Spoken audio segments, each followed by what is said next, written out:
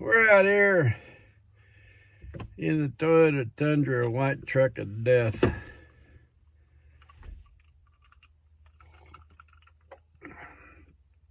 Newly inspected Toyota Tundra, white truck of death. Getting ready to go pick up my son at school. Y'all remember a week or so ago, back, I don't remember what snowstorm it was, but in one of the videos I was commenting about how friendly people are during the snowstorms. And what the deal was, everywhere I was going, people would wave. You know, it used to be a thing down here in the country. You know, you get out off the asphalt a little ways and get away from them sidewalks, and people get a little bit more friendly. That ringing will stop here in a minute. That's okay, law enforcement personnel. I have 18,000-pound tags. Seatbelts are not required. Anyhow, I was talking about how everybody was so friendly and they'd drive by and they'd wave at me and stuff. And it really reminded me of when I first moved here back in the early 90s. You know, coming from big cities. I wasn't accustomed to that. You know, people in Kansas City, they wave at you too, but it's only with one finger. You know what I mean? So anyhow, I was talking with Eric later. You know, Eric King at Toyota of West Plains. I was talking with Eric later, and he was telling me that it's the Toyota Wave. And I was like, what? They got that?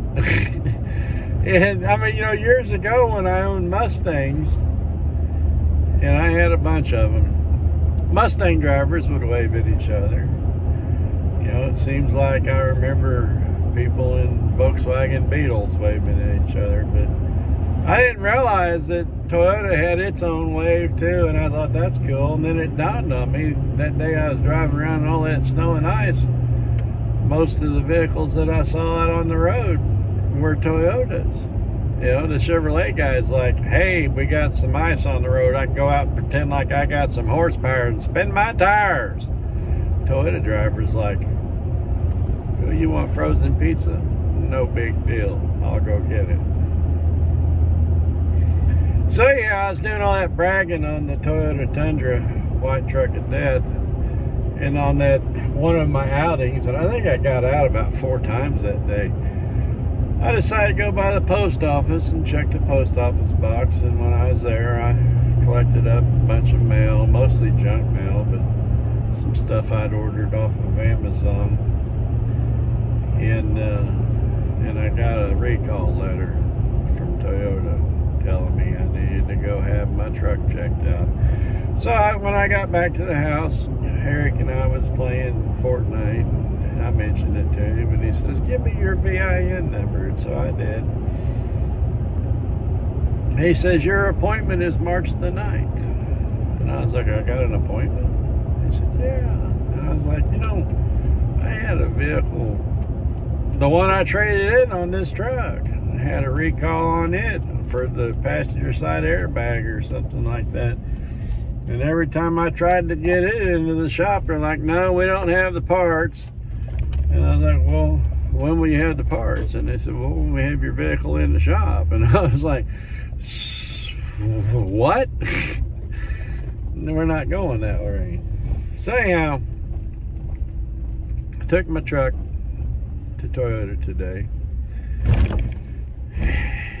And I talked with Eric last night, and he says, I'm not going to be there tomorrow. I'm off. And I was like, well, okay, I guess I can do stuff on my own from time to time. And I get down there today, and there's Eric. I was like, I thought you was off today. And he says, I am.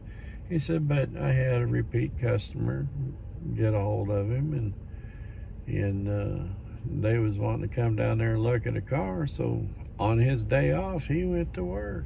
You know, I'm not saying that all salesmen would be like this, but, you know, in my mind, I'm sitting there thinking, it'd be my luck, they'd want to wait until Thursday or Friday or, you know, someday like that to show up to work to sell me a car.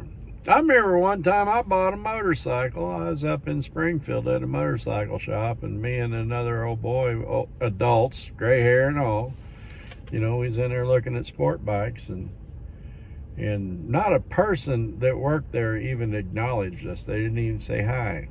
Two teenage boys walked in, and everybody jumped up from their coffee, and they went over there and was slobbering all over them.